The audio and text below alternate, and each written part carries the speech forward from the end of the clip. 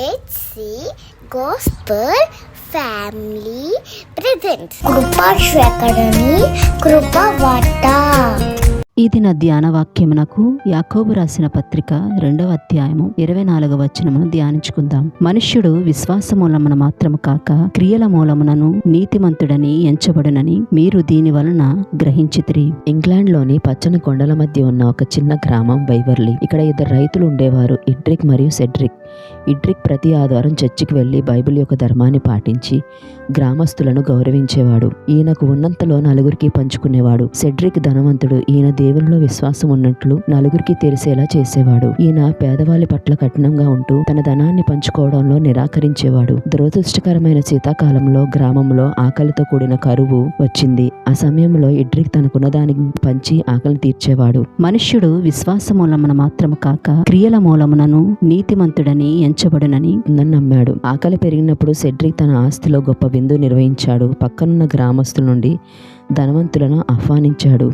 ఇతను దేవుని ఆశీర్వాదం పొందినట్లుగా గర్వంగా చెప్పాడు. ఇది తెలుసుకున్న ఇడ్రిక్ విందుకి ప్రవేశించి విందు యొక్క అహంకారంగా అద్భుతంగా ఉంది, కానీ బయట గ్రామస్తులు ఆకలితో బాధపడుతున్నారు. నేను విందు కోసం రాలేదు, ఈ సమస్యను తెలియజేయడం కోసం వచ్చాను అన్నాడు. ఇది మీరు కలిగి ఉన్న ధర్మమని ప్రశ్నించాడు. కానీ వారంతా ఇడ్రిక్ ధైర్యానికి ఆశ్చర్యపోయారు. ఎవరి దగ్గర నుండి సమాధానం రాలేదు. కొంతమంది ఈ మాటలను అంగీకరించారు.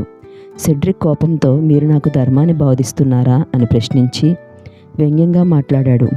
సాయంత్రానికి అతిథులందరూ వెళ్ళిపోయారు. సెడ్రిక్ మాత్రం ఇడ్రిక్ మాటలు మర్చిపోలేకపోతున్నాడు. ఇడ్రిక్ మాట్లాడిన మాటల్లో ధర్మం ఉందని గ్రహించి ఈ కరువులో గ్రామస్తులనందరినీ పిలిచి తన దగ్గరున్న గోధుమలను తెరిచి గోధుమలనందరికీ పంచాడు.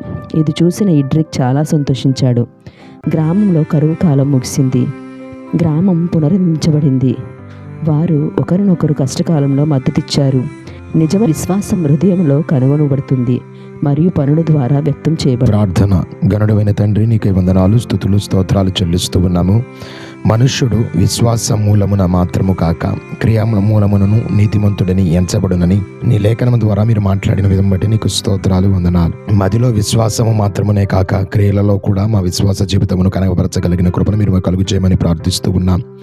ఈ దిన బిడ్డల ప్రయాణాలన్నిటిలో ఎందును కూడా నువ్వే కృపను అనుగ్రహించి దీవించి ఆశీర్వదించి ప్రతి ప్రయత్నమును సఫలపరిచి దీవించమని యేసు నామమున అడిగి వేడుకుంటూ ఉన్నాము తండ్రి.